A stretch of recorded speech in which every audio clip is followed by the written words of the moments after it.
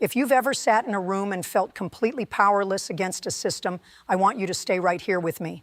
Because what happened in my courtroom that Tuesday morning is one of the most extraordinary things I've witnessed in 31 years on this bench. I'm not going to rush through it. I want you to feel every second of it the way I did. If this story moves you the way it moved me, hit subscribe right now, because I share real cases like this every single week. And this one, I promise you, is one I'll carry with me for the rest of my life.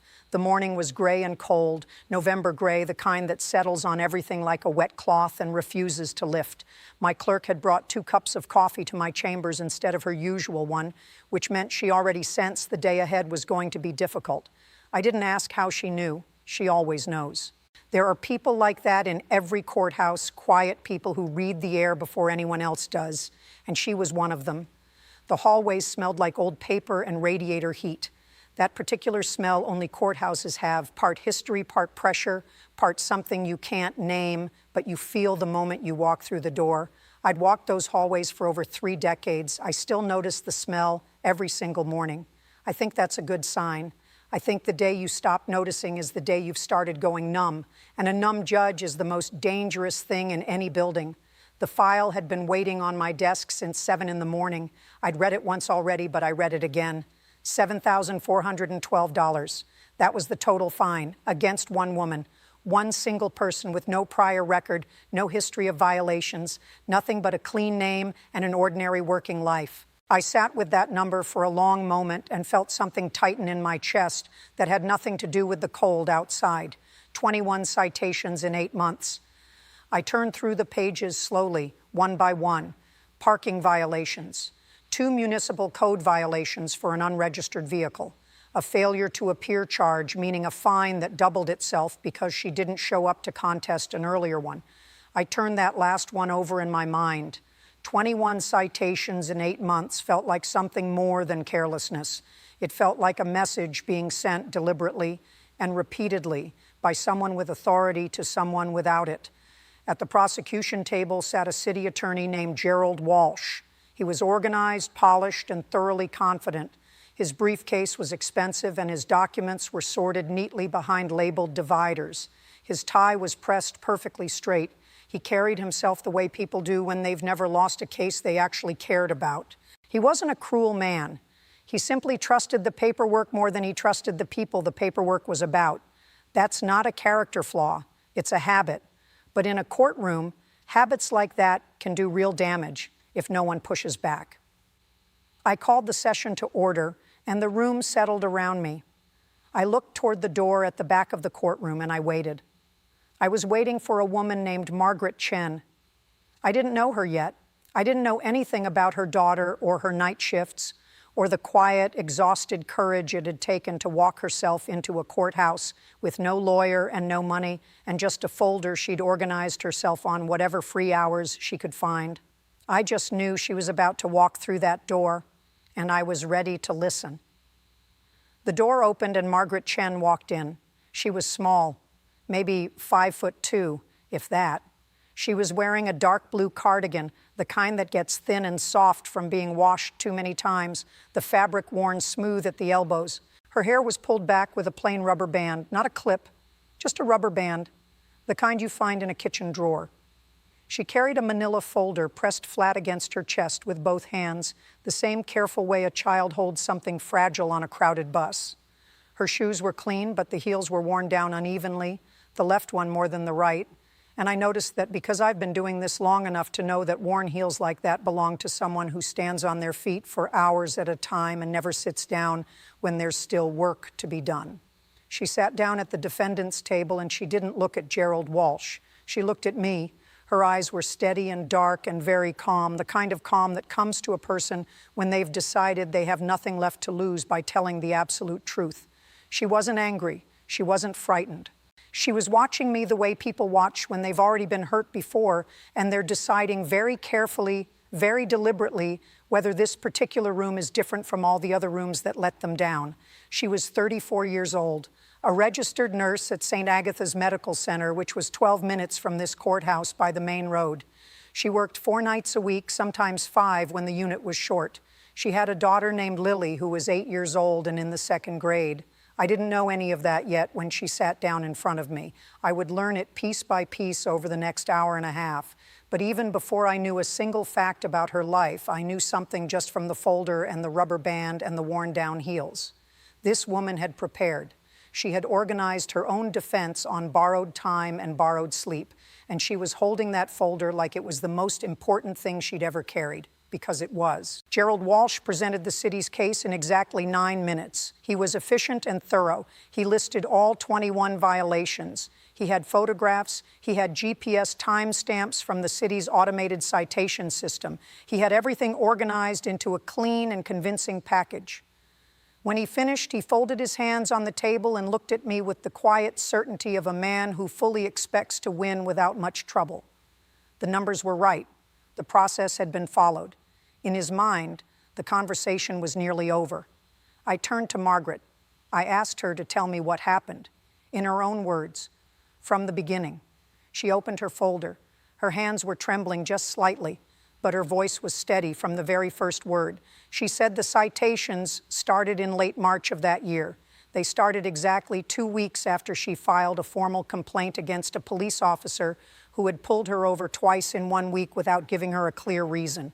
She'd done everything correctly. She'd used the official complaint form. She'd submitted it through the proper channel. She'd kept her own copy in this very folder. And then, 14 days after she filed that complaint, the first ticket appeared on her windshield. Then 2 more the following month, then 5 in a single month after that. She never used the word retaliation. She just laid the timeline out in front of me, date by date, and let me see for myself what it added up to. I saw it. I asked her to continue. She said she'd tried to fight one of the early citations on her own. She'd taken time away from sleep, actual sleep she needed between night shifts, to go to the traffic violations office in person. She brought her work schedule. She had proof she was inside St. Agatha's at the exact time the ticket was written on her car outside. The officer at the desk took her paperwork, said someone would follow up. No one ever did. The ticket stood. The fine grew. She tried twice more after that. Both times she was redirected to fill out a form. Both times nothing happened. She couldn't keep fighting each citation individually. She was working nights. She was raising a child alone. She had $47 in her checking account the month she first tried to appeal. I let that sit in the room for a moment. $47. And the city was asking her for $7,000. Before I tell you what came out of that folder next, I want to ask you something I really want you to sit with for a second. Have you ever held proof in your hands, real proof, clear and documented and impossible to argue with, and been told by a system that it simply didn't count? Have you ever done absolutely everything right and still lost because the person on the other side had more time and more resources and better access to the right forms? That feeling is what was sitting in that courtroom right now, filling every corner of it.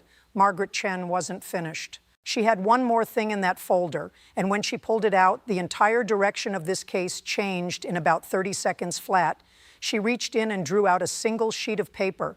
It was a printout from St. Agatha's hospital employee system showing her exact clock-in and clock-out times for every single shift she'd worked over the 8 months covered by those citations.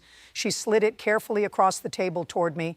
I picked it up. I looked at the dates on 6 of the 21 violations. Then I looked at the hospital log beside them. 6 of those tickets had been issued during the exact hours when Margaret Chen was documented as being inside the hospital building, on shift, doing her job. She couldn't have been at her car. She was somewhere on the night floors with a stethoscope around her neck and a patient in front of her who needed her. One citation in particular stopped me completely still. It was dated a Wednesday afternoon in June, 2:44 in the afternoon. According to the city's system, Margaret's car was in violation at that exact moment in a parking lot 2 miles from St. Agatha's. But according to the hospital's own records, at 2:38 that same Wednesday afternoon, Margaret Chen had brought her 8-year-old daughter Lily into the St. Agatha's emergency room with a high fever and labored breathing. She had been sitting in that waiting room, probably holding Lily's hand in both of hers, probably watching every door that opened and praying it was a doctor. While outside in the parking lot where her car sat, someone was writing her a ticket for it. I set the paper down very slowly, and I looked at Gerald Walsh. I asked him if he had reviewed the hospital badge log before today's hearing. He said it had been included in the pre-hearing filing package. I asked him if he understood what it showed. He straightened his tie. He said the city's citation system was automated and accurate. He said the proper window for filing a formal dispute had already passed. He said procedural deadlines existed for clear operational reasons. He said all of this without once looking at Margaret Chen, who was sitting 3 feet to his left. He was addressing the rules, not the woman. That's a choice people make. Sometimes they don't even know they're making it. I've heard that particular argument in this courtroom more times than I can count across 31 years. The deadline passed, the window closed, the form was filed too late, the process was followed correctly, and every single time I hear it, I ask myself the exact same question. What are the rules actually for? Rules exist to create fairness. They're a tool, nothing more, and when a tool is being used to harm the very person it was built to protect, a judge has one obligation that rises above everything else. That obligation is to say so, out loud, in this room, today. I asked Walsh to look at citation 14 on the monitor. I read the date aloud. I read the time, 2:17 in the morning. I asked him to look at the hospital log right beside it. I asked him directly to explain to me how a woman documented inside a hospital building at 2:17 in the morning had also managed to commit a parking violation in a lot outside at the exact same moment. He looked at his documents. He said citation systems could occasionally produce administrative error. He said the process for contesting such errors had a clear deadline, and that deadline had passed. He said it with the calm of someone who has never personally been on the wrong side of a system in their life. I let that sit for a moment. Sometimes silence does more work than any word can. Walsh didn't look up. Margaret was perfectly still. The room was holding its breath, and I let it hold it a little longer. I've learned over 31 years to use silences in this courtroom the way a craftsman uses a level. You hold it steady and you watch to see where everything tilts. Everything in that room was tilting in one direction, towards something that had been wrong for a very long time and had simply never been asked about until now. I need you to understand something about what was really happening in that room in that moment. This wasn't about parking fines anymore. It hadn't been about parking fines for a long time. This was about a system that had issued 21 citations against one woman and never once paused to ask whether any of them were true. About a city that automated its enforcement and then chose to protect the automation instead of the people it was supposed to serve. About the specific kind of power that wears a uniform and depends entirely on nobody ever asking the right question at the right time. If that makes you angry, it should. Share this video. Because these stories matter, and the people in them deserve far more than just one judge's courtroom and one quiet Tuesday morning. I called up the full citation log on the courtroom monitor. My clerk connected it, and we went through every date together, one by one, from the beginning. 7 of the 21 citations directly overlapped with Margaret's documented hospital shifts. Not one overlap, not 2. 7 documented overlaps between the times those citations were written and the time she was confirmed inside the building doing her job. And the 8th, the Wednesday afternoon with Lily in the emergency room, that one made the room go quiet in a different and heavier way than anything else had that morning. Gerald Walsh had stopped shuffling papers entirely. He was sitting with his hands flat on the table, and for the first time since he'd walked into that room, he looked genuinely uncertain about something. That's when the back door of the courtroom opened. A large man walked in. He was broad through the shoulders, the kind of broad that fills a door frame. His dress uniform was pressed and perfect, gold buttons down the front, service ribbons above his left chest pocket. His badge caught the fluorescent ceiling light with every deliberate step he took forward. He walked with the particular steady certainty of a man who has been the most powerful person in every room he's entered for the past 20 years and has never once had a reason to think that might change. He was Chief Raymond Doss, the chief of the city police department. He had not been subpoenaed. He had not been scheduled. He simply walked in, moved to the prosecution table, and sat himself down beside Gerald Walsh without asking anyone's permission. Then he looked at me, not at Margaret, at me. His expression wasn't hostile exactly. It was quieter and more specific than hostile. It was the expression of a man who believes a room is his regardless of whose name is on the door. I told Chief Doss this was an active proceeding and he had not been recognized by the court. He could observe, but he could not participate unless I called on him to do so. He nodded once, then he turned and looked at the monitor. He saw the timestamps. He saw the overlapping dates. He saw the badge log from St. Agatha's still displayed clearly on the screen. Something changed in his face as he read it. I've been watching faces in this courtroom for 31 years. I know the difference between a man who is surprised by something and a man who is angry because something he already knew is now visible to others. What I saw on Chief Raymond Doss's face was not surprise. He already knew exactly what those dates meant. What I saw was the cold, specific anger of a man who is used to controlling what happens in a room and has just understood that today in this room he cannot. The room froze. My bailiff, Officer Torres, was across that courtroom floor in 3 seconds. A second officer came through the side door immediately after. Chief Raymond Doss was on the floor, weapons secured in 45 seconds from the precise moment he drew it. 45 seconds, handcuffed, lifted to his feet, then walked firmly through the same door he'd walked in through 20 minutes earlier when he thought this room was his. The door closed behind him, and the courtroom sat in complete silence for several long seconds after that. I looked at Margaret Chen. She hadn't moved from her chair. Her folder was still in her hands. She was staring at the spot on the floor where Chief Doss had been standing, and her eyes were wide and very still. But she wasn't trembling. She wasn't crying. She was breathing in a slow and controlled way, the deliberate, measured way that people breathe when they work night shifts in emergency rooms and have trained themselves over years not to fall apart when everything around them suddenly does. She'd been prepared for exactly this kind of moment her entire career, the kind where everything goes wrong at once and one person has to stay completely steady. She was that person, even here, even now. I took 1 full minute before I spoke again. The courtroom needed that minute. I needed it too.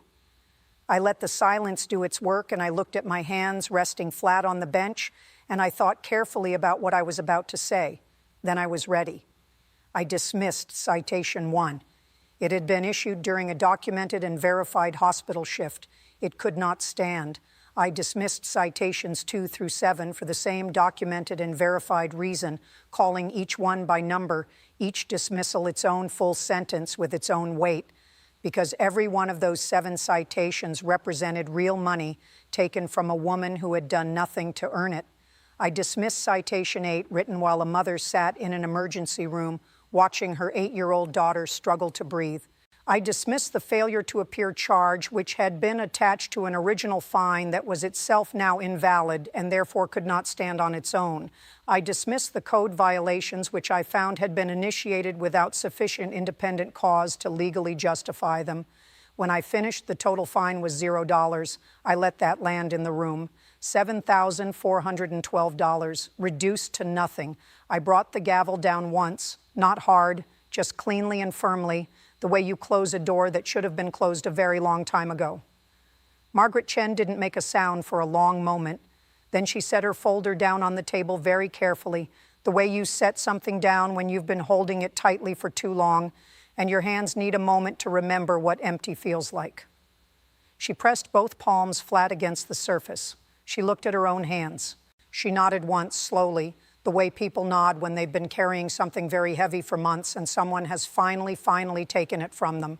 Her shoulders dropped. That's what I noticed most. Not tears, her shoulders. They came down maybe 2 inches, and she let out one long, quiet breath through her nose and pressed her lips together. That was all. No dramatic moment, no shaking, just her shoulders coming down and that one slow breath. In 31 years of watching people receive rulings in this room, it was the most quietly dignified response to relief I have ever seen.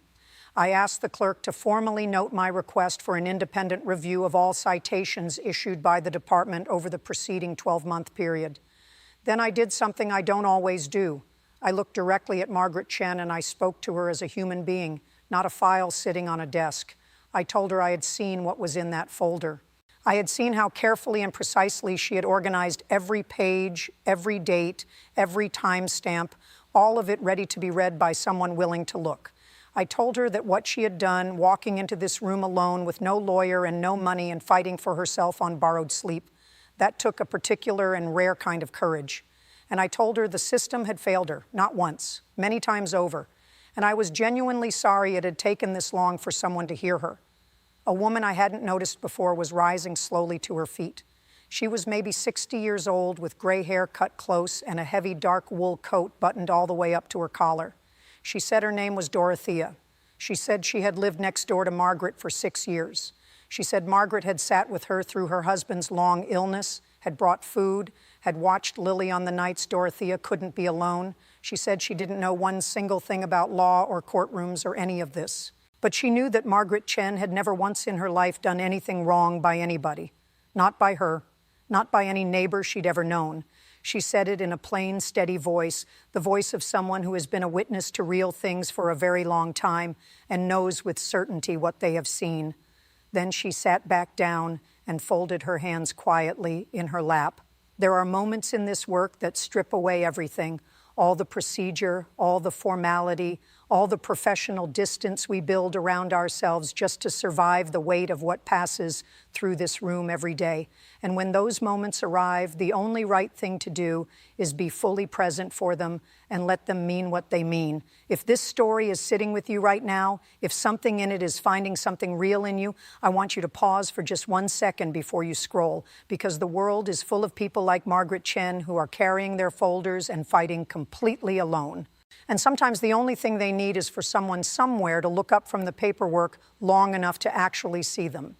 2 weeks later, the story broke. A journalist named Patricia Sousa had been in the courthouse building that Tuesday morning for a completely unrelated matter, and she had seen everything that happened in that courtroom from the back row. Her article ran in a regional paper first.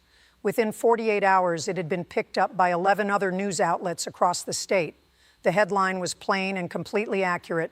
Police chief draws weapon on judge, is arrested in 45 seconds. The response from the public was immediate, and it did not slow down for days. The courthouse received 412 pieces of mail in the following 10 days. Not emails, physical letters written by hand or typed and printed and sent in envelopes with stamps on them, the way people write when something has moved them enough to get up and do something physical about it. They came from nurses, from single mothers, from teachers and retired workers, and people who drove delivery routes and came home one afternoon to find a citation on their vehicle they couldn't explain. 37 of those letters included personal checks made out directly to Margaret, small amounts mostly, $20, $50, one check for $215 from a retired woman in another county who wrote 4 sentences in a careful, neat hand and signed her full name. Strangers who had never met Margaret Chen and simply wanted to give something real back to a woman who had refused to disappear quietly. A legal aid organization in the city reached out to offer Margaret free legal representation if she chose to pursue a civil claim against the department.